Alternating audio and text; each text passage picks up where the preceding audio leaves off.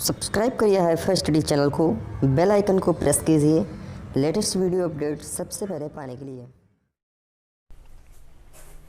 Hello friends, this is Lalit Kumar from hifi study, changing the way of education. Friends, आज जो होगी हमारी English की वो सेकंड क्लास होगी सेकंड सेमेस्टर वालों के लिए। पहली क्लास में मैंने आपको वाक्य पढ़ाया, सेंटेंस पढ़ाया, सेंटेंस कितने प्रकार के होते हैं वो मैंने आपको बताया, वहां से क्वेश्चन कैसे बनते हैं वो चीज मैंने आपको पहली वीडियो में डिस्कस करा रखा है। तो जितने भी साथी अभी तक पहली वीडियो नहीं देखे हैं तो उनको डिस्क्रिप्शन में लिंक मिल जाएगी, वहां से जाकर वो पहली वीडियो देखकर अपना कॉन्सेप्ट क्लियर कर सकते हैं। मैंने कल आपको बताया था कि डीएलएड में इंग्लिश में जो है वो दो यूनिट है, यूनिट ए और यूनिट बी। यूनिट ए में आपका टीचिंग मेथड है जिसको आपको बुक से पढ़ना पड़ेगा। यूनिट बी में टोटल ग्रामर है जिसमें मैं आपको टोटल पढ़ाऊंगा। 31 दिन के पहले मैं आपकी ये ग्रामर पूरी खत्म कर दूंगा बहुत अच्छे से, बहुत शानदार तरीके से। उसके बाद मैं इस पर मॉक टेस्ट भी कराऊंगा और इंपॉर्टेंट चीजें आपको नोट करते हुए चलना है, ठीक है ना। आज का जो मेरा टॉपिक है वो है पार्ट ऑफ स्पीच। इससे बहुत ज्यादा इंपॉर्टेंट है। अगर ये आपको नहीं पता है मेरे दोस्त, अगर आपको ये नहीं पता है तब आप ये समझ लीजिए इंग्लिश में कुछ भी नहीं सीख सकते हो। आपको ये पता होना बहुत जरूरी है और यहीं से 2 या 3 क्वेश्चन ऐसे पूछ ले जाते हैं जो बहुत ज्यादा दिक्कत में हमको डाल देते हैं, ठीक है ना। और कल मेरे कुछ साथी कह रहे थे कि सर इंग्लिश पढ़ा रहे हैं तो टोटल इंग्लिश में ही लिखिए। देखिए, टोटल इंग्लिश में लिखने को तो मैं लिख सकता हूं, ऐसी कोई बात नहीं है, लेकिन जब मैं इंग्लिश में लिख दूंगा तो हो सकता है आपकी समझ में ना आए। चीजें आप जितना अच्छे से समझोगे उतना अच्छे से आप एग्जाम में दे पाओगे। अभी आप अगर इसको हिंदी और इंग्लिश कंबाइंड करके पढ़ते हुए जाओगे तब आगे आप टेंस पढ़ोगे, टेंस में तो आपको हिंदी को इंग्लिश में ट्रांसलेट ही कर लोगे, तब इंग्लिश में भी आप सब कुछ कह सकते हो, ऐसी कोई बात नहीं है। लेकिन आप जब हिंदी से इंग्लिश को रिलेट करके पढ़ोगे तब आपको और अच्छे से समझ में आ जाएगा। अब देखिए, सबसे पहले बात करेंगे पार्ट ऑफ स्पीच की। ये पार्ट ऑफ स्पीच कितने प्रकार के होते हैं। तब एक नॉर्मल सा क्वेश्चन कभी कभी पेपर में पूछ लिया जाता है कि संख्या बताओ पार्ट ऑफ स्पीच की। तब आपको याद रखना पार्ट ऑफ स्पीच आपके टोटल 8 होते हैं। कितने होते हैं पार्ट ऑफ स्पीच? 8। ये चीज मैंने आपको एक बार और पढ़ा रखा है, सभी साथी पढ़े हैं, जितने नहीं पढ़े हैं तो वो अब पढ़ेंगे, डाउट क्लियर हो जाएगा। अब जिसमें से पार्ट ऑफ स्पीच 8 होते हैं, कौन कौन से होते हैं तो मैं एक बार बता दूं, उसके बाद मैं आपको एक एक करके ले चलूंगा। Noun, pronoun, adjective, verb, adverb, preposition, conjunction, interjection. Total आपके 8 होते हैं पार्ट ऑफ स्पीच। एक एक पार्ट को मैं लेकर बहुत अच्छे से आज की वीडियो में डिस्कस करा के खत्म कर दूंगा। आपको नोट्स बनाते हुए चलना है, कुछ भी दिक्कत नहीं लेना, 110% आपको समझ में आ जाएगा। देखिए, सबसे पहली बात आती है पार्ट ऑफ स्पीच में, सबसे पहला हमारा क्या होता है तो सबसे पहला होता है मेरा नाउन, जिसको हिंदी में क्या बोलते हैं सर? संज्ञा बोलते हैं। हिंदी में क्या बोलते हैं? संज्ञा बोलते हैं। अब इसकी डिफिनेशन तो आपने पढ़ी होगी, a noun is the person, place और थिंग। कहने का मतलब नाउन जो संज्ञा होती है किसी वस्तु, व्यक्ति, गुण, भाव आदि के नाम को क्या कहते हैं? संज्ञा कहते हैं। ये तो बात हो गई ओल्ड फैशन की, ओल्ड जमाने की बात हो गई। लेकिन आज के आधुनिक युग में, आज जो हम युग जी रहे हैं उसमें हम इस नाउन की परिभाषा क्या लिख सकते हैं कि a noun is the naming word. A noun is the naming word. जो नाम होगा वो आपका केवल नाउन जो होगा वो भैया केवल नेमिंग वर्ड होगा। केवल नाउन से अगर आप समझिए तो नाउन केवल आपका नाम होगा बस, वो चाहे जिसका नाम हो। नाम किसका हो सकता है? नाम तुम्हारा हो सकता है किसी वस्तु का, नाम किसी वस्तु का हो सकता है, नाम किसी जगह का हो सकता है यानी स्थान का हो सकता है, नाम किसी व्यक्ति का हो सकता है। ऐसे करके नाम होगा किसी का, चाहे चीज सजीव हो चाहे चीज निर्जीव हो, वो तो नाउन के अंतर्गत आएगी, क्योंकि नाउन का मतलब ही होता है सर नेमिंग वर्ड। नाउन हमेशा नाम होगा। तो नाउन की डिफिनेशन आप वो भी लिख सकते हो, ये भी लिख सकते हो कि noun is the name of person, place और थिंग। ये भी लिख सकते हो, ये भी लिख सकते हो कि noun is the naming word. Noun आपका नेमिंग वर्ड होता है। चीजें क्लियर है ना? बोलिए, समझ में आ रहा कि नहीं आ रहा? एक एग्जाम्पल से और अच्छे से समझेंगे हम लोग इसको, एक एग्जाम्पल से और अच्छे से समझेंगे। जैसे मैंने कह दिया Ram is eating a food. Ram is eating a food. Ram खाना खा रहा है। अब इस सेंटेंस में बताइए नाउन क्या है? इस सेंटेंस में बताइए नाउन क्या है? तब आप कहोगे सर यहां पर राम मेरा क्या हो जाएगा? नाउन हो जाएगा, क्योंकि राम प्रॉपर एक बंदे का नाम है, वो तो अलग की बात है कि नाउन एक राम एक प्रॉपर नाउन है, ये अलग की बात है। लिए मैं अभी आपको काइंड्स ऑफ नाउन में बताऊंगा, लेकिन यहाँ पर नाउन जो है आपका राम, ये एक नाउन है, ये बात क्लियर हो गई है। नाउन क्या है? यह राम एक नाउन है, लेकिन ये कैसा नाउन है वो मैं अभी आपको डिस्कस कराऊंगा, ठीक है ना। ये चीज क्लियर हो गई? बोलो बोलो भाई, समझ में आया कि नाउन क्या होता है? तो noun is the naming word. ना राम किसी का नाम हो सकता है, जैसे मैं कह लूं घोड़ा, इसको हॉर्स बोलते, किसी का भी नाम हो सकता है, वो हमारे नाउन हो जाएंगे। क्लियर है इतना? अब देखेंगे मेरे नाउन कितने प्रकार के होते हैं, नाउन कितने प्रकार के होते हैं। अब बात करेंगे काइंड्स ऑफ नाउन की, संज्ञा के प्रकार की। तो संज्ञाएं जो होती है टोटल आपकी याद रखना 5 प्रकार की होती हैं। जो नाउन होते हैं वो मेरे 5 प्रकार के होते हैं। Proper noun, common noun, collective noun, material noun and abstract noun. इनको हिंदी में क्या कहते हैं? प्रॉपर का मतलब होता है भाई व्यक्तिवाचक संज्ञा, व्यक्तिवाचक संज्ञा। नोट करते हुए चलना मेरे दोस्त, इंपॉर्टेंट चीजें हैं, ठीक है ना। व्यक्तिवाचक संज्ञा। और कॉमन नाउन को कहते हैं जातिवाचक संज्ञा। अभी मैं इसको एक एक करके एक्सप्लेन करूंगा। जातिवाचक संज्ञा। और उसके बाद तीसरा आपका आता है कलेक्टिव नाउन, इसको बोलते हैं समूहवाचक संज्ञा, समूहवाचक संज्ञा। ये हो गया मेरा समूहवाचक संज्ञा। और चौथा जो मेरा आता है मटेरियल नाउन, इसको बोलते हैं पदार्थवाचक संज्ञा, पदार्थवाचक संज्ञा। और जो पांचवा आता है लास्ट, जिसको बोलते हैं भाववाचक संज्ञा, भाववाचक संज्ञा। अब ये देखिए यहां से क्वेश्चन कैसे उठेगा। एक क्वेश्चन तो ऐसे पूछ जाता है कि काइंड्स ऑफ नाउन कितने हैं, नाउन के कितने प्रकार हैं। तो नाउन के 5 प्रकार हैं। Proper noun, common noun, collective noun, material noun and abstract noun. ये 5 प्रकार होते हैं। अब इसकी एक बात समझिए, एक बात इसकी समझिए। व्यक्तिवाचक क्या होगा? व्यक्तिवाचक तो व्यक्ति मतलब क्या होता है? प्रॉपर। देखिए जैसा नाम वैसा काम। आपको नाम याद है तब आप उसको अच्छे से पहचान सकते हो। प्रॉपर का मतलब क्या होगा? लोग कहते हैं प्रॉपर ये चीज मेरी है, प्रॉपर वो बंदा मेरा है, प्रॉपर ये बुक मेरी है, मैं प्रॉपर उस स्थान पर रह रहा हूं। कहने का मतलब प्रॉपर एक व्यक्ति की या एक वस्तु की बात की जाएगी।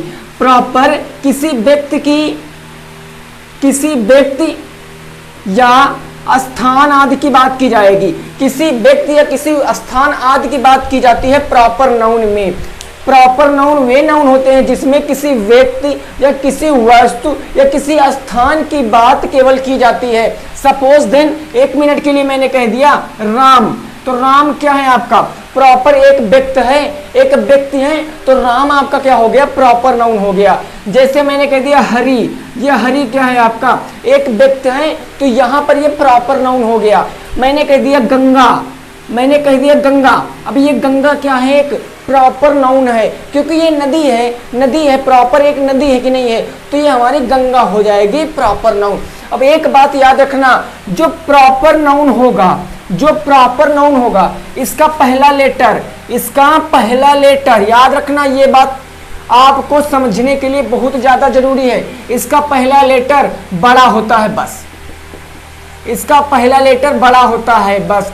जो प्रॉपर नाउन होगा, इसके इस नाउनों का हमेशा पहला अक्षर बड़ा होगा। आप यहाँ पर राम में देखोगे आर बड़ा, हरि में देखोगे एच बड़ा, गंगा में देखोगे जी बड़ा। ऐसे करके जितने भी प्रॉपर नाउन होंगे उनमें यह सबसे पहले वाला लेटर बड़ा होगा, सबसे पहले वाला लेटर बड़ा होगा। बस क्लियर हो गया ना प्रॉपर नाउन क्या होता है। दूसरी बात करें कॉमन नाउन की। ये कॉमन नाउन क्या होता है, यानी जिसको जातिवाचक संज्ञा कहते हैं। मैंने बताया हिंदी से इंग्लिश में रिलेट करते हुए चलिए, बस सबको समझ में आ जाएगा। कॉमन का मतलब क्या होता है? जो देखिए अभी इंग्लिश में, मैथ में आप लोगों ने पढ़ा कॉमन लेते हैं, मतलब जो सब में मिल जाए। तो कॉमन का मतलब जो मिल जाए, जो मिल जाए वो मेरा क्या हो जाएगा? कॉमन नाउन हो जाएगा। ऐसे नाउन जिनसे किसी जाति का बोध हो, किसी जाति का कैटेगरी का बोध हो, वो मेरे कॉमन नाउन कहलाते हैं। सपोज देन, जैसे मैंने कह दिया बॉयज, जैसे कह दिया बॉयज, तो बॉय हमारा क्या है? बॉय हमारा क्या है? एक कॉमन है, एक जाति है। लड़का होना एक जाति है, क्योंकि लड़का बहुत आ जाते हैं लड़कों में, तो दैट इज जो हमारा लड़का है, बॉय है, ये मेरा कॉमन नाउन है। जैसे मैंने कह दिया गर्ल, जैसे मैंने कह दिया गर्ल, तो गर्ल भी हमारी क्या हो जाएगी, जातिवाचक हो जाएगी, कॉमन नाउन हो जाएगा बस। जैसे मैंने कह दिया रिवर, मैंने कह दिया रिवर, तो रिवर माने नदी, नदी बहुत से होती है, गंगा यमुना सरस्वती नर्मदा बहुत सी, लेकिन नदी होना एक जाति है, इसलिए यहाँ पर जितने भी कॉमन नाउन होंगे वो अपने आप में जाति बताएंगे बस, कि मैं इस कैटेगरी के इस जाति से बिलोंग करता हूँ। आई होप कि आपको क्लियर हो गया होगा। देखिए यहाँ से क्वेश्चन कैसे उठेंगे, आपको एक सेंटेंस दे देगा, आपको एक सेंटेंस दे देगा और पूछ लेगा आपसे कि इस सेंटेंस में कौन सा नाउन है, आपको फाइंड करके बताना है। तब अगर आपको ये चीजें नहीं पता है तब वो चीज नहीं कर पाओगे। बहुत शानदार तरीके से समझना मेरे दोस्त, यहाँ से एक क्वेश्चन तो पक्का पेपर में आएगा भाई, एक क्वेश्चन पक्का पेपर में आएगा, और मैं उतना ही पढ़ाने की कोशिश कर रहा हूँ जितना आपके सिलेबस में है, मैं उसके ऊपर कहीं भी नहीं जा रहा हूं, जितना आपके सिलेबस में उतना ही पढ़ाने की कोशिश कर रहा हूं, तो आप मन से पढ़ लीजिए बस। ये केवल जो 31 दिन की रणनीति बनी है केवल आपके लिए बनी है, बाकी मेरा कोई भी ऐसा उद्देश्य नहीं है। मैं फालतू नहीं हूं कि मैं आपको ऐसे पढ़ाऊं, क्योंकि ये ऑलरेडी आप पढ़ चुके हो। तो प्लीज सभी साथी मन से और ध्यान से और शानदार तरीके से चीजों को नोट करते हुए समझते हुए चले जाएंगे।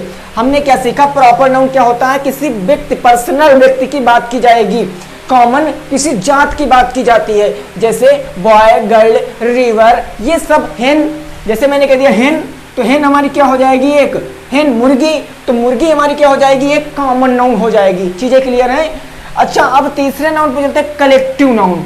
कलेक्टिव मतलब होता है समूह। लोग कहते नहीं आप वहां से जाइए इतनी चीजें कलेक्ट करके लाइए, एकत्रित करके लाइए, यही तो कहते हैं कलेक्ट करके लाइए। जैसे लोग कहते हैं मैंने वहां से बहुत से क्वेश्चन कलेक्ट किए हैं, एकत्रित किए हैं, तो कहने का मतलब जहां एक से ज्यादा व्यक्ति हो जाएं वहां पर मेरी कलेक्टिव नाउन होगा। अब एक से ज्यादा व्यक्ति कहाँ होते हैं, एक तो जैसे मैंने कह दिया क्लास, मैंने कह दिया क्लास। अब क्लास में एक से ज्यादा व्यक्ति होंगे, इसे क्लास मेरा क्या हो जाएगा, कलेक्टिव नाउन हो जाएगा।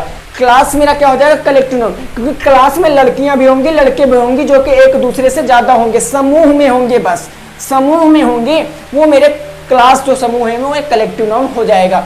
जैसे मैंने कह दिया आर्मी, मैंने कह दिया आर्मी। अब आर्मी क्या है आपका, आर्मी एक प्रकार की सेना है हमारे देश की।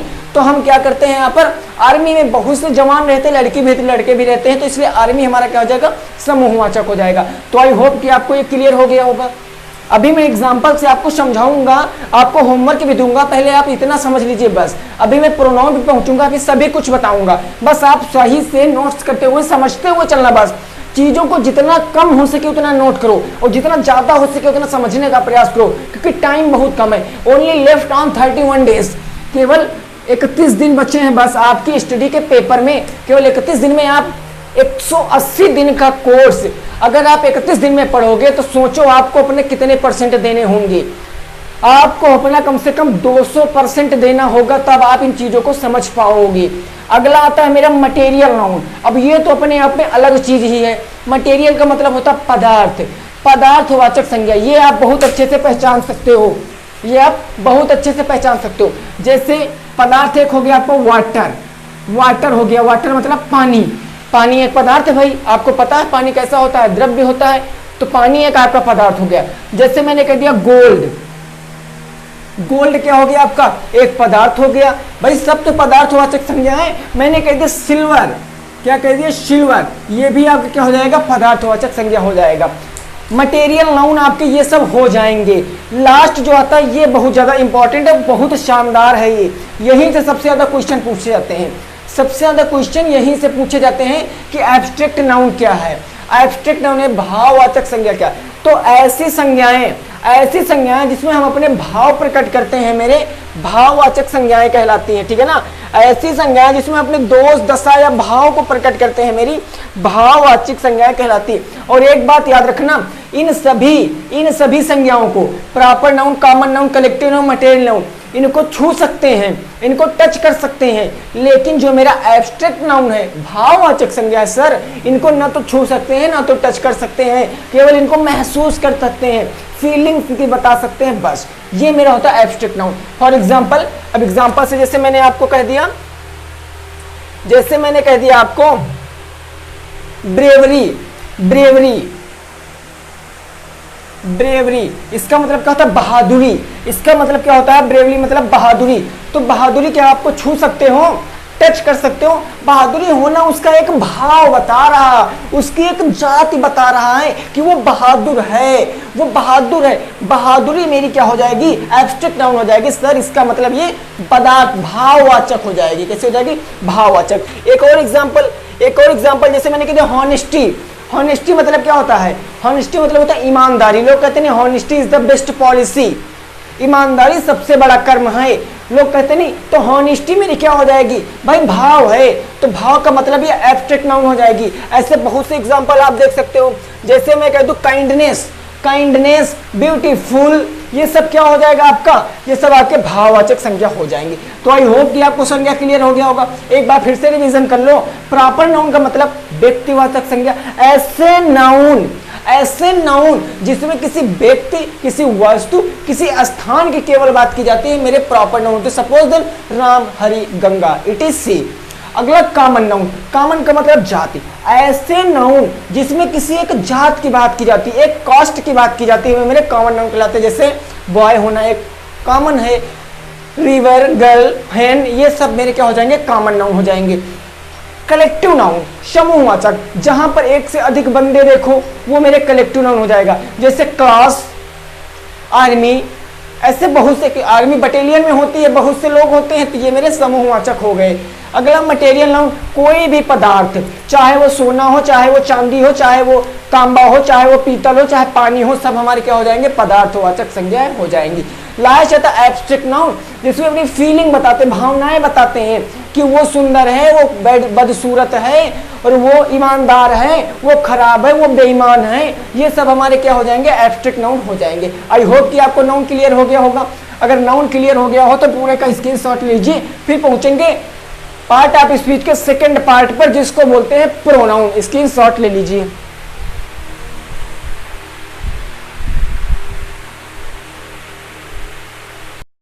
काइंड्स ऑफ नाउन पढ़ने के बाद नाउन्स में ही एक पार्ट आता है आपका नंबर, एक पार्ट आता है आपका नंबर, जिसको बोलते हैं वचन, जिसको क्या बोलते हैं, वचन बोलते हैं। अब ये बता दीजिए क्या किसी को आइडिया है कि हिंदी में कितने वचन होते हैं, हिंदी में कितने वचन होते हैं, अंग्रेजी में कितने वचन होते हैं? हिंदी में और अंग्रेजी में केवल थोड़ा सा अंतर है। जो हिंदी में होते हैं वो आपके 3 वचन होते हैं, लेकिन इंग्लिश में आपके 2 वचन होते हैं। इंग्लिश में एक तो होता है आपका सिंगुलर और एक आता है आपका प्लूरल, एक आता है आपका प्लूरल। हिंदी में होता है एक सिंगुलर और एक होता है आपका प्लूरल। प्लूरल ये क्या होता है आपका, ये क्या होता है आपका, कोई बता सकता है भाई? देखिए सिंगुलर का मतलब होता है आपका एक वचन, सिंगुलर का मतलब होता है आपका एक वचन, और प्लूरल का मतलब होता है बहुवचन। प्लूरल का मतलब होता है बहुवचन। ये नंबर है आपका, यही जो है नाउन का ही एक प्रकार है, ये एक प्रकार नाउन का ही भैया बनता है, क्योंकि नाउन जो सिंगुलर प्लूरल आते हैं, नंबर आते हैं, ये आपके नाउन में ही आते हैं। किस में आते हैं सर? नाउन में ही आते हैं। अब देखिए जैसे मैंने एग्जाम्पल कहा, सिंगुलर का मतलब एक वचन, ऐसी वस्तुएं जिनसे एक वचन का बोध हो हमारी। अब आपने देखो मेरी बात आपको सटीक से सुनना है। मैंने बताया अगर आप हिंदी से इंग्लिश में रिलेट करते हुए पढ़ोगे तब आपको ऐसा लगेगा कि सर 50% तो मेरे को आता है। मैं यही सोचना चाहता हूँ, मैं यही कराना चाहता हूँ। इंग्लिश में पढ़ोगे तब आपको बहुत ज़्यादा चीज़ें हार्ड लगेंगी, लेकिन अगर आप हिंदी से इंग्लिश में जाओगे तब आपको कुछ चीज़ें आसान लगेंगी। ये एक वचन बहुवचन, हिंदी में 3 हो जाते हैं, एक वचन, द्विवचन और बहुवचन। चीज़ें क्लियर हैं? तो एक वचन का मतलब जिससे एक ही वस्तु का बोध हो। जैसे मैंने कह दिया पेन, ये पेन मतलब अकेला पेन, ये मेरा क्या हो गया? सिंगुलर हो गया। और उसके बाद मैंने क्या कह दिया? मैंने कह दिया जैसे कुछ भी मैं कह सकता हूँ, पेन हो गया, पेंसिल हो गया, पेंसिल हो गया, ऐसे करके ऐसी हमारी जहाँ पर एक वचन का बोध हो वो सिंगुलर होती हैं, वो सिंगुलर नंबर होते हैं। जहाँ पर एक ही वस्तु का बोध हो वो सिंगुलर नंबर होते हैं। और बहुवचन का बोध करने के लिए हम लोग क्या करते हैं? बहुवचन में एक से अधिक, जैसे मैं कह दूं यहाँ पर बुक्स, मैं कह दूं बुक्स, अब बुक्स मेरी यानी एक से अधिक हैं, तो ये हो गई मेरी बहुवचन। ऐसे पेन था तब यहाँ पर पेन्स हो जाता, पेंसिल्स थे तो यहाँ पर पेंसिल्स हो जाती। अब यहाँ पर एक बात आती है कि एक वचन से बहुवचन बनाने के लिए, एक वचन से बहुवचन बनाने के लिए बहुवचन बनाने के लिए एस या ईएस का प्रयोग करते हैं। एक वचन से बहुवचन बनाने के लिए एस या ईएस का प्रयोग करते हैं। अब ये प्रयोग कैसे करते हैं, कहाँ करते हैं, इसके ऊपर मैं एक स्पिरिट वीडियो बनाऊंगा, वो बात की बात है। पहले आप इतना चीज समझ लीजिए, एक वचन से बहुवचन कैसे बनाएंगे, एस या ईएस लगा के बनाएंगे, लेकिन कैसे बनाते हैं वो चीजें मैं आपको बताऊंगा, क्योंकि उसके कुछ रूल होते हैं कि अगर ई आएगा तो ई को हटाकर आईएस जोड़ते हैं। ये सब चीजें मैं आपको बताऊंगा, लेकिन अभी आप इतना समझिए बस। नंबर क्या होते हैं, दो प्रकार के होते हैं, singular number and plural number. Singular जिसमें एक का बोध हो, प्लूरल मतलब जिसमें एक से अधिक वस्तुओं का बोध हो। तो इतना स्क्रीनशॉट ले लीजिए, फिर पहुंचते हैं प्रोनाउन की तरफ, जो कि हो जाएगा पार्ट ऑफ स्पीच का सेकंड प्रकार। अब चलिए पहुंचते हैं, चुके हैं पार्ट ऑफ स्पीच के सेकंड पार्ट पे, जिसका सेकंड भाग होता है प्रोनाउन, जिसको हिंदी में कहते हैं सर्वनाम। अब हिंदी में सर्वनाम की क्या परिभाषा होती है, जितने भी साथी वीडियो देख रहे हैं क्या वो एक बार कमेंट में बता सकते हैं, जल्दी से बता दीजिए कि सर सर्वनाम की परिभाषा हिंदी में ये होती है। तो कुछ साथी बता रहे हैं कि सर जो शब्द संज्ञा के स्थान पर प्रयोग किए जाते हैं उसे सर्वनाम कहते हैं। इंग्लिश में इसकी डिफिनेशन क्या बन जाएगी कि ये जो वर्ड होते हैं ये used in place of a noun, this word is use in place of a noun. ये जो वर्ड होते हैं, ये जो वाक्य होते हैं, इन वाक्यों, ये वाक्य जो होते हैं ये प्लेस, नाउन के स्थान पर प्लेस होते हैं, यूज होते हैं, नाउन के स्थान पर ये प्रयोग किए जाते हैं, तुम्हारे क्या प्रोनाउन कहलाते हैं। नाउन के स्थानों पे प्रयोग किए जाते हैं, प्रोनाउन कहलाते हैं। चीजें समझते रहना, प्रोनाउन क्या होता है, तो प्रयोग किए जाते हैं किसके स्थान पर, नाउन के स्थान पर। ऐसे शब्द जो नाउन के स्थान पर प्रयोग किए जाते हैं मेरे सर्वनाम कहलाते हैं। Word used in place of a noun, word in used in place of a noun, जो वर्ड होते हैं आपके नाउन के स्थान पर प्रयोग किए जाते हैं। चीजें क्लियर हैं। और नाउन जो होते हैं टोटल आपके 8 प्रकार के होते हैं, ये आपके 8 प्रकार के होते हैं, नाउन 8 प्रकार के होते हैं। समझते रहना चीजों को, पॉइंट नोट करते चलना। जो प्रोनाउन होते हैं वो टोटल आपके 8 प्रकार के होते हैं, जिसमें पहला आता है आपका पर्सनल प्रोनाउन, पहला आता है आपका पर्सनल प्रोनाउन, पर्सनल प्रोनाउन। अब यहां से समझना पर्सनल प्रोनाउन का मतलब क्या होता है, पर्सनल प्रोनाउन का मतलब क्या होता है, कोई बता सकता है भाई। पुरुषवाचक सर्वनाम क्या होता है, पुरुषवाचक सर्वनाम, पुरुषवाचक सर्वनाम। अब ये वाक्य तुम्हारे क्या होते हैं, देखिए ये सभी जो तुम्हारे प्रोनाउन होते हैं ये केवल शॉर्ट में आपको पढ़ना है, इसकी डिफिनेशन कभी भी लिखने को नहीं आती है। आज तक हमने भी इतने पेपर दिए हैं, लेकिन कभी मैंने प्रोनाउन के पार्टों की डिफिनेशन लिखने को कभी नहीं देखा है। हाँ पूछ लेगा, सेंटेंस दे देगा और आपसे पूछ लेगा कि इसमें कौन सा प्रोनाउन है, ठीक है ना, वो मैं अभी आपको बताऊंगा, वो मैं अभी आपको बताऊंगा। ये पर्सनल प्रोनाउन क्या होता है, तो ऐसे प्रोनाउन जो संज्ञा के स्थान पर प्रयोग होते हैं, जो संज्ञा के स्थान पर प्रयोग होते हैं, स्थान पर प्रयोग होते हैं मेरे क्या कहलाते हैं, पर्सनल प्रोनाउन कहलाते हैं।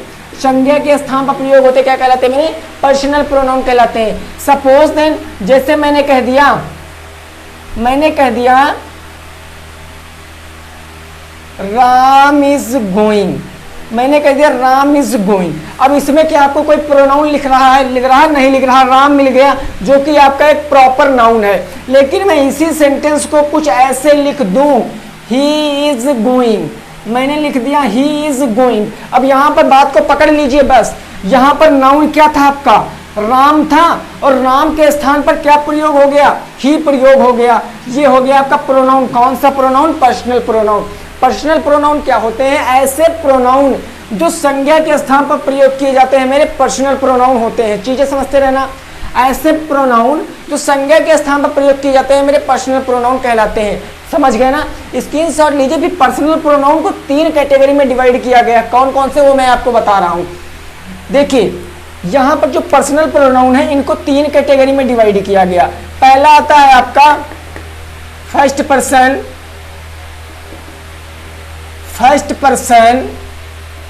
और दूसरा आता है आपका सेकंड पर्सन, सेकेंड पर्सन, और तीसरा आता है आपका थर्ड पर्सन। तीसरा आता है आपका थर्ड पर्सन। जो आपके पर्सनल प्रोनाउन हैं उनको 3 कैटेगरी में डिवाइड किया गया। ए नंबर होता है फर्स्ट पर्सन, सेकेंड पर्सन और थर्ड पर्सन, यानी कि प्रथम पुरुष, मध्यम पुरुष और उत्तम पुरुष। ये तो बोलते हैं प्रथम पुरुष, मध्यम पुरुष और उत्तम पुरुष। ये पर्सनल प्रोनाउन के 3 पार्ट हैं। समझते रहना भाई, जो पर्सनल प्रोनाउन है इसके 3 भाग होते हैं। कौन कौन से? First person, second person, third person. First मतलब प्रथम पुरुष, सेकेंड मतलब मध्यम पुरुष और थर्ड मतलब उत्तम पुरुष।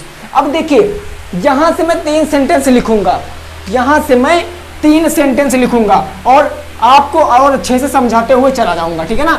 बस आप चीजों को समझते रहिए मेरे दोस्त, बस 110% आपको समझ में आएगा, बस आप समझते रहिए। बस यहां से मैंने एक सेंटेंस लिख दिया, एक सेंटेंस लिख दिया, मैं जा रहा हूं। हिंदी में लिखूंगा, फिर मैं आपको इंग्लिश में बताऊंगा। मैं जा रहा हूं और मैंने कह दिया तुम जा रहे हो, तुम जा रहे हो। और तीसरा मैंने लिख दिया, तीसरा लिख दिया राम खा रहा है। राम ना लिखें, मैंने कह दिया वे जा रहे हैं, वे जा रहे हैं। अब इन्हीं तीनों सेंटेंसों में आपका पूरा first person, second person, third person cover हो जाएगा। बस समझिए। देखिए फर्स्ट पर्सन क्या होता है।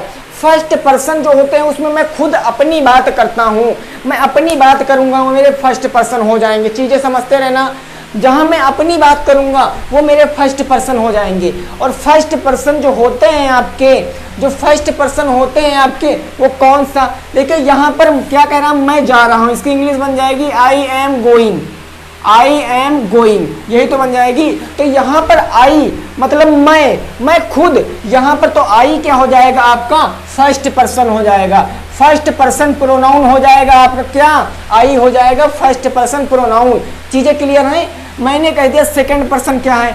तो जो फर्स्ट पर्सन होता है, समझिए, फर्स्ट पर्सन जो हम खुद बात करते हैं और सेकंड पर्सन जो हम जिससे बात करते हैं। इस समय आप पढ़ रहे हो, समझना चीजों को। इस समय आप पढ़ रहे हो और मैं आपको पढ़ा रहा हूं, तो मैं पढ़ा रहा हूं फर्स्ट पर्सन हो गया। तुम पढ़ रहे हो तो तुम लोग पढ़ रहे हो, ये सेकंड पर्सन हो गया। सेकंड पर्सन वो होती है जिससे बात किया जाता है। मैं आपसे बात कर रहा हूं इसलिए आप सेकंड पर्सन हो गए। तो यहां पर इसको क्या बन जाएगा? You are going, you are going. तो यू क्या हो गया आपका? सेकंड पर्सन हो गया। समझ के चलना, यहां पर बहुत ज्यादा कंफ्यूजन रहती है कि जो हम अपनी बात करते हैं वो फर्स्ट पर्सन, हम जो सामने वाले से बात करते हैं सर वो मेरा सेकंड पर्सन, और जो बाकी बचा वो सब मेरा थर्ड पर्सन। थर्ड पर्सन वे पर्सन होंगे जो ना तो कहने वाले हो, ना तो मुंह चलाते हो और ना तो कान चलाते हो। कहने का मतलब जब मुंह से बोलते हो ना कान से सुनते हो, वो कोई तीसरे हो, वो कोई अलग हो, वो मेरे थर्ड पर्सन कहलाते हैं। जैसे मैंने कहा, मैंने आप लोगों से कहा, चीजों को समझना, मैंने आप लोगों से कहा कि वो जा रहे हैं। मैंने आपसे कहा अरे भाई लोगों वे जा रहे हैं, तो वे कोई रहा होगा, हमसे क्या मतलब है, कोई वे रहा होगा। तो दिस इज वे, जो आपका वे है वे, तो यह क्या बन जाएगा? They are going. क्या बन जाएगा? They are going. तो जो दे है आपका, दे कहने का मतलब वे, ये ना तो कहने वाले ना तो सुनने वाले, तो दे आपका क्या बन जाएगा सर? ये आपका थर्ड पर्सन बन जाएगा। ये क्या बन जाएगा? आपका थर्ड पर्सन बन जाएगा।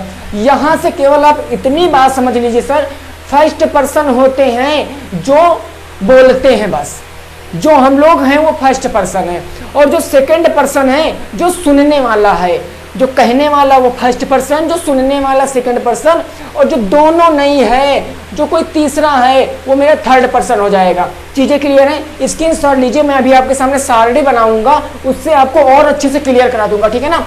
मेरा केवल एक ही मोटिव है, इस तरह एक्सप्लेन करने का एक ही मोटिव है कि आपको चीजें क्लियर हो जाए, बस आपको समझ में आना चाहिए बस। बाकी कोई दिक्कत हो आप पूछ सकते हैं, ठीक है ना। अब स्क्रीनशॉट लीजिए, फिर मैं एक सारणी बना के आपको और अच्छे से क्लियर कराऊंगा। अब आप लोगों के सामने एक सारणी बनी है, लिखा है ऊपर सिंगुलर और प्लूरल। ऊपर लिखा है सिंगुलर और प्लूरल, यहां पर लिखा है फर्स्ट पर्सन लिखा है, सेकंड पर्सन लिखा है और थर्ड पर्सन लिखा है। देखिए फर्स्ट पर्सन मैंने बताया मैं होता हूं, तो सिंगुलर में फर्स्ट पर्सन आई, जिसको मतलब होता है मैं या मैंने। हिंदी में इसका मतलब होता है मैं या फिर मैंने। सिंगुलर की बात कर रहे हैं, एक वचन की बात कर रहे हैं, मैं या मैंने। और यही जब प्लूरल में पहुंच जाता है, यही जब प्लूरल में बदल जाता है, तब भैया क्या हो जाता है, यहाँ पर मी नहीं वी है, ठीक है ना, मी नहीं वी हो गया। यहाँ पर सिंगुलर में फर्स्ट पर्सन जो आई होता है वो प्लूरल में वी में बदल जाता है, जो हो जाता है हमें या हमको। ये चीजें याद रखना, ये चीजें आपको टेंस में और काम आएंगी। टेंस में एडजेक्टिव, एक्टिव, पैसिव में, डायरेक्ट इनडायरेक्ट नरेशन में ये सब चीजें काम आएंगी। सेकंड पर्सन अकेली बाप की औलाद होता है यू, जो कि नो चेंज रहता है सब में। यू मतलब होता है तुम्हें, तुम, आपको या आप, और यही आपका बदल जाता है पर्सन में, आपको, तुम्हें, तुमने, ये सब होता तुमको, ये सब प्लूरल रहता। कहने का मतलब यू ही रहता है। बात करें बाकी जो बचा, आई को यू को छोड़कर बाकी ही सी, ये जो बचा ये आपका क्या हो गया, थर्ड पर्सन हो गया।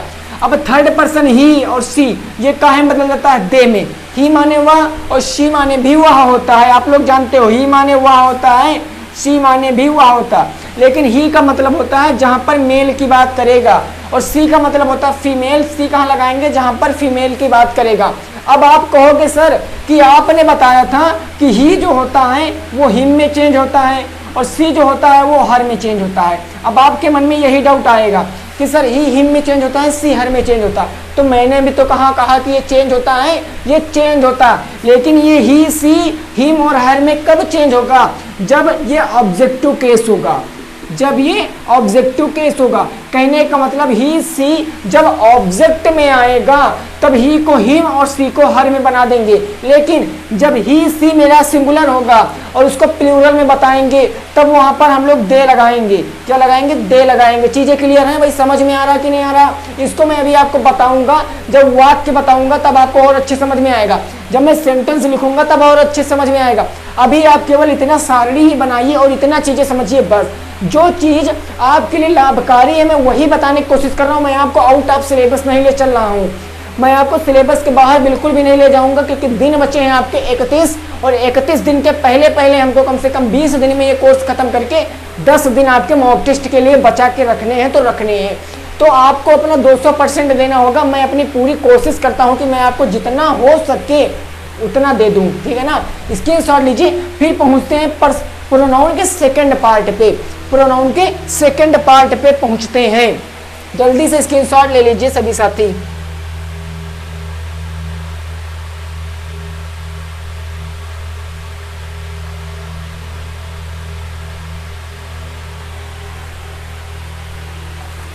चलिए अब हम लोग बात करेंगे अपने दूसरे प्रोनाउन की। देखिए अब हम इससे आगे नहीं जाएंगे प्रोनाउन में, केवल मैं आपको बता दूंगा कितने प्रोनाउन होते हैं, बाकी पूछ लेगा ज्यादा से ज्यादा तो बस यही प्रोनाउन पूछता है, क्योंकि इसी में सबसे ज्यादा दिक्कत होती है, ठीक है ना। अगला जो है आपका वो है reflexive pronoun. Reflexive pronoun, reflexive pronoun, reflexive pronoun. इसको हिंदी में क्या कहते हैं, तो हिंदी में कहते हैं निजवाचक सर्वनाम। निजवाचक सर्वनाम हिंदी में क्या कहते हैं, निजवाचक सर्वनाम। अभी कुछ आपको क्या कोई आइडिया है आपके मन में? आपने इससे पहले क्लास 6 से आप लोग ये सब पढ़ते आ रहे हो, तो आपको अगर कोई आइडिया है कि रिफ्लेक्सिव प्रोनाउन क्या होते हैं, निजवाचक सर्वनाम क्या होते हैं, तब आप श्योर पहले कमेंट में बताइए, फिर मैं आपको बता रहा हूं। जल्दी से सभी साथी कमेंट में बताएं कि रिफ्लेक्सिव प्रोनाउन क्या होते हैं, जल्दी से बताएं।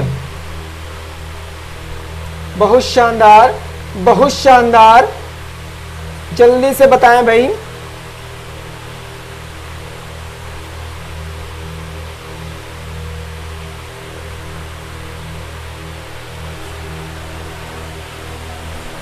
बिल्कुल, देखिए जो आपके होते हैं माई, क्या होते हैं, माई, हिम, हर, अवर, ये सब जो होते हैं आपके प्रोनाउन होते हैं, माई माने मेरा, अभी आप लोगों ने पढ़ा। तो इन सब के साथ सेल्फ या सेल्फ्स जोड़ दिया जाता है, वो मेरे क्या बन जाते हैं, वो मेरे बन जाते हैं रिफ्लेक्सिव प्रोनाउन। जैसे माई था, माई के साथ सेल्फ जोड़ेंगे तो क्या हो जाएगा, माई सेल्फ हो जाएगा। ये क्या हो गया, मेरा रिफ्लेक्सिव प्रोनाउन हो गया। जैसे हिम है, हिम के साथ सेल्फ जोड़ेंगे तब क्या बन जाएगा, मेरा हिम सेल्फ बन जाएगा, जो कि मेरा क्या है, एक रिफ्लेक्सिव प्रोनाउन है। कहने का मतलब जहां पर आप देख जाओ सेल्फ्स या सेल्फ्स जुड़ा है, वहां पर मेरा रिफ्लेक्सिव प्रोनाउन होगा। चीजें क्लियर हैं, बोलो, नोट्स बनाओगे अच्छे से समझ में आ जाएगा। जहां पर आपको सेल्फ या सेल्फ्स लगा मिले प्रोनाउन के साथ, वो आपका हिमसेल्फ प्रोनाउन है। एक एग्जांपल से जैसे मैं यहां पर कह दूं, दे बॉय हर्ट हिमसेल्फ, मैंने कह दिया द बॉय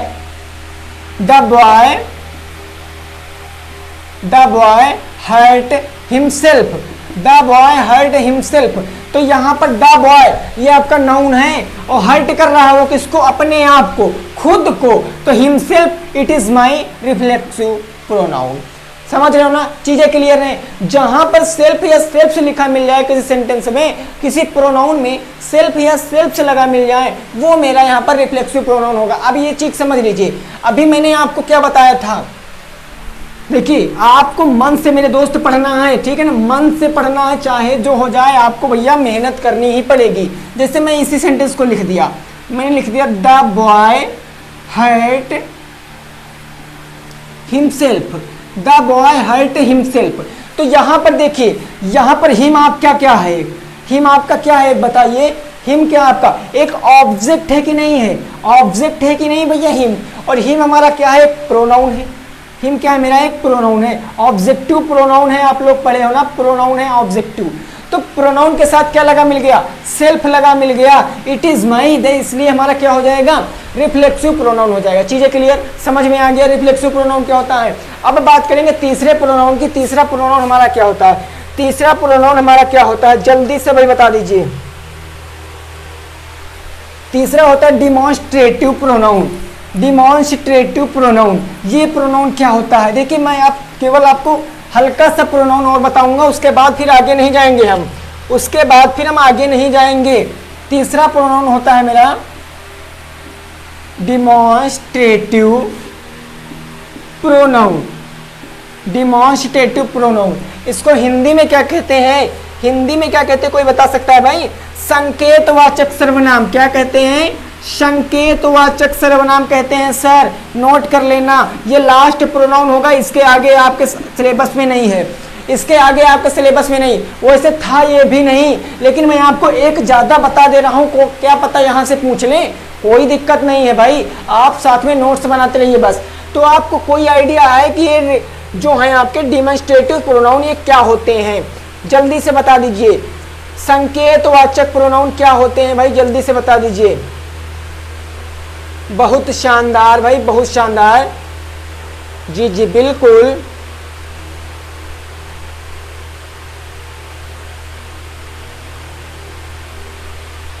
आपने कभी सुना है एक शब्द दिस दैट, दिस दैट, तो दिस दैट जो होते हैं आपके, अच्छा जैसे मैंने कह दिया, मैंने एक सेंटेंस कह दिया this is a book, this is a book, और दूसरा सेंटेंस कर दिया that is a book, that is a book.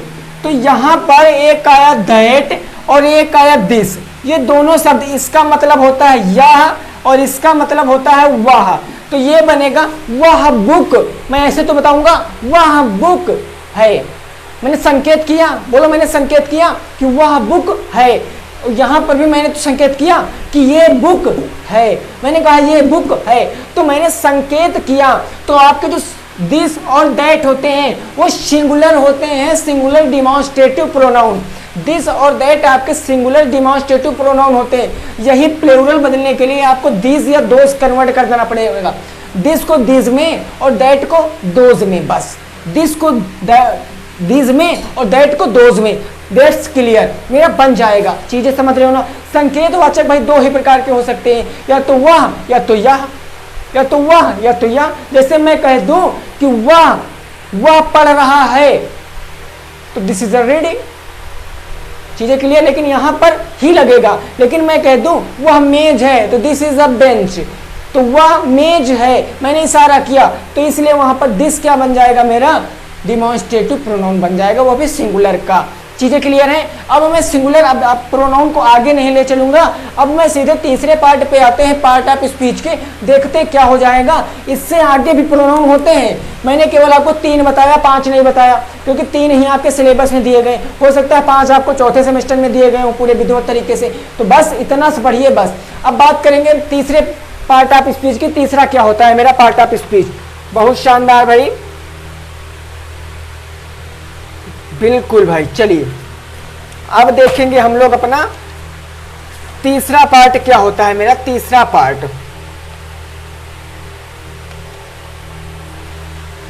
बहुत जबरदस्त। चलिए अब पढ़ेंगे एडजेक्टिव। अब सर आ चुके हैं हम लोग तीसरे पार्ट पे। तीसरा पार्ट क्या होता है मेरा, एडजेक्टिव। ये एडजेक्टिव क्या होता है, व्हाट इज एडजेक्टिव।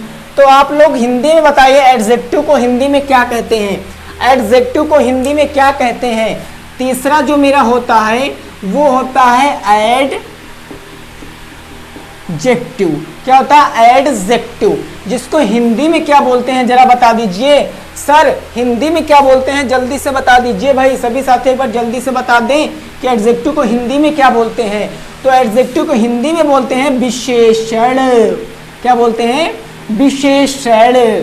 और विशेषण की परिभाषा क्या होती है हिंदी में बताइए जल्दी से, क्विकली, फटाफट फटाफट। Hurry up guys, hurry up जल्दी से बता दीजिए। एडजेक्टिव की परिभाषा क्या हो जाएगी। तब आप कहोगे सर ऐसे शब्द जो संज्ञा और सर्वनाम की विशेषता बताते हैं क्या कहलाते हैं, संज्ञा और सर्वनाम की विशेषता बतलाते हैं, एडजेक्टिव कहलाते हैं। एडजेक्टिव कहलाते हैं। तब मैं ये कह सकता हूं क्वालिटी ऑफ नाउन और प्रोनाउन। ऐसे शब्द जो क्वालिटी बताएंगे, विशेषता बताएंगे, किसकी, नाउन प्रोनाउन, मतलब संज्ञा की और सर्वनाम की जो विशेषता बतलाएंगे वो मेरे विशेषण कहलाते हैं, एडजेक्टिव कहलाते हैं। चीजें क्लियर, बोलो समझ में आ गया।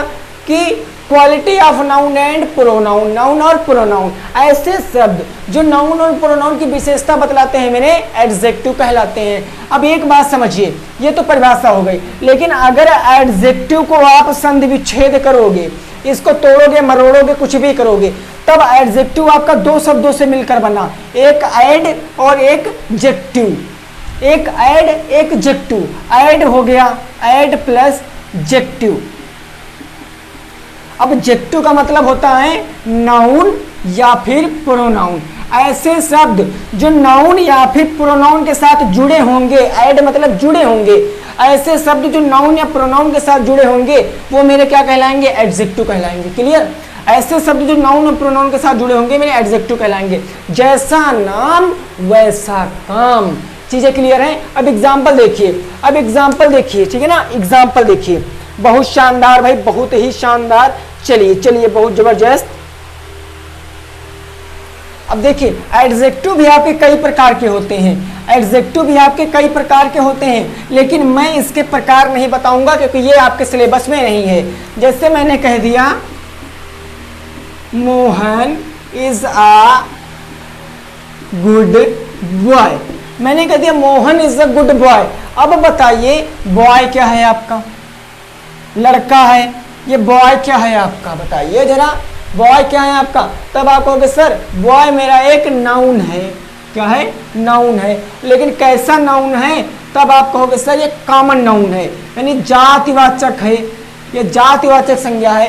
तो संज्ञा के साथ जुड़ गया हमारा गुड, वो बता रहा है, गुड शब्द बता रहा है कि जो मोहन है एक अच्छा लड़का है।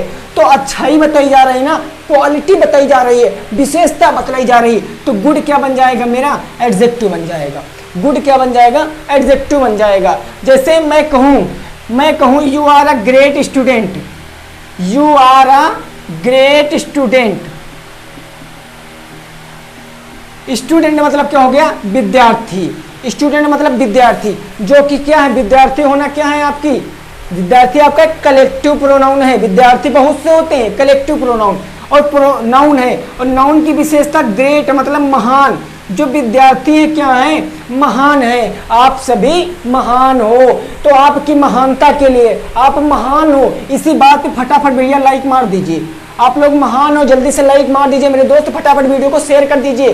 सभी बंदों तक ये वीडियो पहुंचनी चाहिए। जितने भी शेरनी वीडियो को देख रहे हैं, फटाफट लाइक शेयर ठोको, लाइक शेयर ठोको भैया, लाइक शेयर ठोको जल्दी से। तो क्या बन गया? ऐसे शब्द क्वालिटी बताएंगे, बस क्वालिटी। अब नाम से याद रखना, adjective ad plus noun and a pronoun. ऐसे शब्द जो नाउन और प्रोनाउन के साथ जुड़े होते हैं मेरे, एडजेक्टिव कहलाते हैं। चीजें क्लियर? समझ में आ गया कि नहीं आ गया? बोलो दैट्स ऑल। बोलो अगले पर पहुंचे, अगले पहुंचे भैया। इसके देखिए बहुत से होते हैं पार्ट, इसके बहुत से पार्ट होते हैं। मैं अगर बताऊंगा तो इसके इतने पार्ट होते हैं, 8 पार्ट, 7 पार्ट। एडजेक्टिव के टोटल आपके 7 पार्ट होते हैं। 7 पार्ट होते हैं टोटल आपके एडजेक्टिव के। बस ये याद रखना, 7 पार्ट होते हैं एडजेक्टिव के। बस क्लियर है ना? बोलो समझ में आ गया? अब चलिए देखते हैं, अगले पहुंचते हैं। अगला मेरा क्या हो जाएगा? अब अगला जो पार्ट आता है, पार्ट ऑफ स्पीच का चौथा नंबर, वो होता है मेरा वर्ब। वर्ब जिसको बोलते हैं क्रिया। क्या बोलते हैं? क्रिया बोलते हैं। अच्छा, अभी आप लोग कहोगे, सर एडजेक्टिव की डिग्री होती है, आपने नहीं पढ़ाया है। ये तो कहोगे कि सर एडजेक्टिव में डिग्री होती है, आपने नहीं पढ़ाया। तो मैंने डिग्री का एक वीडियो इतनी शानदार तरीके से आपको पढ़ाया था। अगर आप भूल चुके हैं, आपको याद नहीं है, तो आप जाएंगे प्लेलिस्ट में, चैनल पे जाओगे, थोड़ा सा स्क्रॉल करोगे लेफ्ट हैंड पे, तब आपको वहां पर इंग्लिश की प्लेलिस्ट मिल जाएगी। वहां पर लिखा होगा एडजेक्टिव, डिग्री ऑफ एडजेक्टिव। उस वीडियो में मैंने 40 से 45 मिनट में आपको डिग्री बहुत अच्छे समझाया था। वहां से आपको ये क्लियर कर लेना। अगर मैं यहाँ से डिग्री दोबारा से बताने जाऊंगा कि कब ER लगाते हैं, कभी R लगाते हैं, ये सब मैंने वहां पर बताया, तब ये हो सकता है आपका 31 दिन में कोर्स ना खत्म करा पाऊँ। ठीक है ना? तो जो चीज़ ऑलरेडी मैंने पढ़ा रखी है, वो चीज़ आप वहां से देख सकते हो फ्री टाइम में। ठीक है? देखिए, अब वर्ब का मतलब होता है क्रिया। ये क्रिया क्या होता है? क्रिया। अब इसको सीधे शब्दों में कहें तो इसका मतलब होता है काम। क्या होता है? काम। आप पढ़ रहे हो, क्रिया कर रहे हो। मैं पढ़ा रहा हूं, क्रिया कर रहा हूं। पिताजी खेत में काम कर रहे हैं, क्रिया कर रहे हैं। मम्मी खाना बना रही है, क्रिया कर रही है। कोई भी काम जो होता है मेरा क्रिया होता है। इसकी डिफिनेशन क्या बन जाएगी? इसकी डिफिनेशन बन जाएगी so the action of subject. So the action of subject. Action मतलब दिखाएगा कि सब्जेक्ट क्या कर रहा है। जो क्रिया होगा सो मतलब दिखाएगा कि हमारा सब्जेक्ट क्या कर रहा है। बस क्लियर है ना? सब्जेक्ट दिखाएगा कि क्या कर रहा है, बस। अब जो देखिए यहां पर एक एग्जांपल, जैसे मैंने कह दिया he is driving a car. He is driving a car. अब इसमें बताया जा रहा है कि वह जो है, इसमें बताया जा रहा है वह जो है वह क्या कर रहा है? चला रहा है। वह गाड़ी चला रहा है, कार चला रहा है। तो चलाना, ड्राइविंग करना एक क्रिया हो गई। तो ड्राइविंग क्या हो गया? मेरा एक क्रिया हो गया। ड्राइविंग क्या हो गया? मेरा एक क्रिया हो गया। चीजें समझते रहना। कोई भी काम, लिखना, पढ़ना, खेलना, कूदना, सभी काम मेरे क्या हो जाएंगे? क्रिया हो जाएंगे। आप खा रहे हो, क्रिया है। आप पढ़ रहे हो, क्रिया है। आप सो रहे हो, क्रिया है। बस सभी क्रियाएं होती। क्रियाएं होती कितने प्रकार की? तो 4 प्रकार की। ट्रांसेटिव, इंट्रांसेटिव मतलब अकर्मक क्रिया, सकर्मक क्रिया, लिंकिंग वर्ड्स और हेल्पिंग वर्ड्स, सहायक क्रिया। बस 4 प्रकार की होती। अब इसको अच्छे से समझ लीजिए। ये जो क्रियाएं होती है आपकी, ये 4 प्रकार की होती है। कौन कौन सी, वो समझिए। डिफिनेशन क्या बन गई? So the action of subject. So the action of subject. पहली आपकी आती है ट्रांसेटिव वर्ड्स। ट्रांसेटिव वर्ड्स। और दूसरी आपकी आती है इंट्रांसेटिव वर्ब। दूसरी आती है आपकी इंट्रांसेटिव वर्ब। और तीसरी आपकी आती है लिंकिंग वर्ब। और चौथी आपकी आ जाती है हेल्पिंग वर्ब। चौथी आ जाती है आपकी हेल्पिंग वर्ब। संज्ञाएं टोटल 4 प्रकार की होती हैं, transitive verb, intransitive verb, linking verb, ये सभी हमारी क्या हो जाती हैं, क्रियाएं हो जाती हैं। अच्छा आप बता दीजिए ये ट्रांसिटिव वर्ब ये क्या होती है, यानी अकर्म, ये जो होती है सकर्मक क्रिया, ये कैसी क्रियाएं होती हैं, इसको आप बता दीजिए, जल्दी से बताइए, जिसको पता है जल्दी से बता दीजिए सकर्मक क्रिया क्या होती है, जल्दी से बताइए सभी साथी जल्दी से बताएं सकर्मक क्रियाएं क्या होती हैं।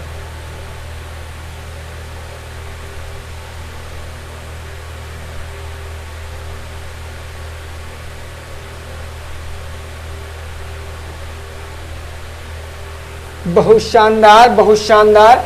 देखिए ट्रांसिटिव वर्ब वो होंगी, ट्रांसिटिव वर्ब वो वर्ब होंगी जिनके साथ कोई ऑब्जेक्ट होना जरूरी है, विद ऑब्जेक्ट, विद ऑब्जेक्ट, यानी कि इन क्रियाओं के साथ ऑब्जेक्ट का साथ रहना बहुत जरूरी है।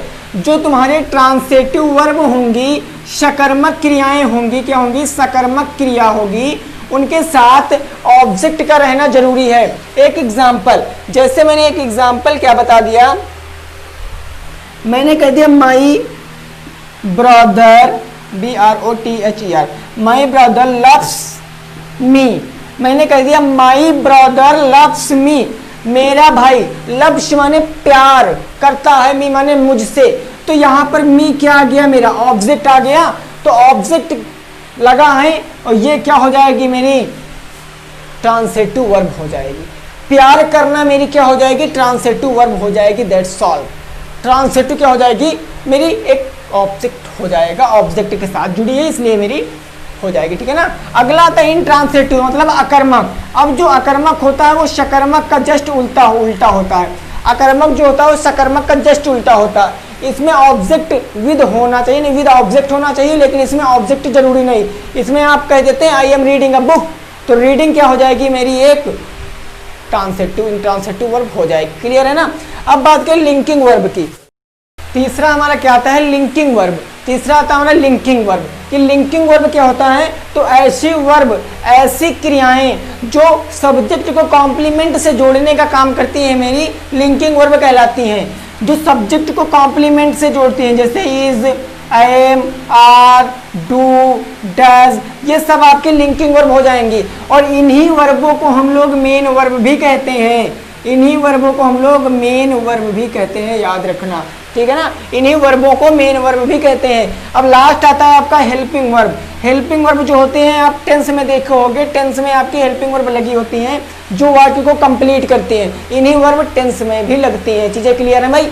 यहाँ से आपको केवल इतना पूछा जा सकता है कि वर्ब कितने प्रकार की होती है, या फिर एक सेंटेंस दे देगा कि वर्ब छांट कर बता दीजिए, वर्ब छांट कर बता दीजिए, ठीक है ना। चलिए अब मैं आपको 2 सेंटेंस दे रहा हूं, 2 सेंटेंस, उसको आपको होमवर्क करके बताना है। वो होमवर्क है आपका, उसको आपको बताना निम्नलिखित में कौन सी वर्ब है, वर्ब फाइंड करके बताना है। चीजें क्लियर, समझ लेना अच्छे से। देखिए अब पहला जैसे मैं कह दूं, पहला कह दूं he is a teacher, he is a teacher, इसमें बताना आपको कौन सी वर्ब है, आपको कौन सी वर्ब है वो बताना है। अगला आपका हो जाएगा he lives in that house, he lives in that house, HOUSE, ठीक है। अगला मेरा 3 नंबर आ गया, we are going to school, we are going to school, इसमें आपको छांट कर बताना, पहचान कर बताना तीनों सेंटेंसों में कि आपकी कौन कौन सी वर्ब हैं, पहले में कौन सी वर्ब है, दूसरे में कौन सी वर्ब है और तीसरे में कौन सी वर्ब है। ये आपका सर क्या हो जाएगा, होमवर्क हो जाएगा। ये सर क्या आ जाएगा, होमवर्क हो जाएगा।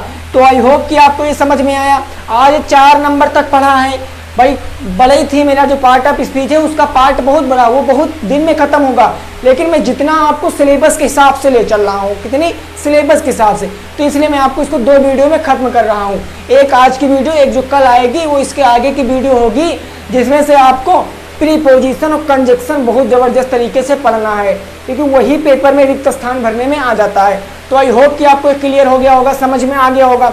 सभी साथी अपना अपना होमवर्क नोट कर लेंगे और अगर उनको वीडियो अच्छी लगी है तब आपको पता है क्या करना है, वीडियो को लाइक करना है और शेयर करना है। देखिए ये सब इतनी मेहनत केवल आप लोगों की हो रही है, आपसे कोई भी चार्ज भी नहीं लिया जा रहा है कि आप हमको ये दीजिए वो दीजिए, कुछ भी नहीं लिया जा रहा। आपसे केवल एक चीज़ की उम्मीद किए बैठे हम लोग, एक चीज़ की आशा किए बैठे हैं कि सर केवल आप वीडियो को लाइक कर दीजिए, बस केवल आप वीडियो को लाइक कर दीजिए और दोस्तों के साथ शेयर कर दीजिए। केवल इतना सा काम करना है आपको बस। अगर वो भी नहीं कर पा रहे हो तब भी कोई दिक्कत नहीं है, आपसे कोई शिकायत गिलवा कुछ भी नहीं है, आपसे कुछ भी नहीं। बस अगर आप ये भी नहीं कर पा रहे हो तो कुछ ना करो, आप अपना काम करिए, वीडियो को मन से वॉच कर लीजिए और जो नहीं समझ में आ रहा है वो चीज़ समझ लीजिए बस। अगर आपके लाइक करने और अनलाइक करने से कुछ भी मिलता है तो आप श्योर कर सकते हैं। मैं ऐसे ही मेहनत करूंगा, जिसको समझ में आता है बहुत अच्छी बात, नहीं समझ में आता है तो उससे भी अच्छी बात है। मिलते हैं 8 बजे रात को, और 8 बजे रात में मैं बता दूं मेरे मैथ में कल की वीडियो में 2 क्वेश्चन गलत हो गए थे, पता नहीं कैसे क्या हो गया था, बट वो क्वेश्चन गलत हो गए थे तो आप लोग दिक्कत मत लेना, आपको कॉन्सेप्ट वही लगाना है। आज पढ़ेंगे 3 संख्याओं का लासा और मासा, जो कि पहला टॉपिक है आपके मैथ में। मिलते हैं 8 बजे, तब तक के लिए जय हिंद, जय भारत और वंदे मातरम।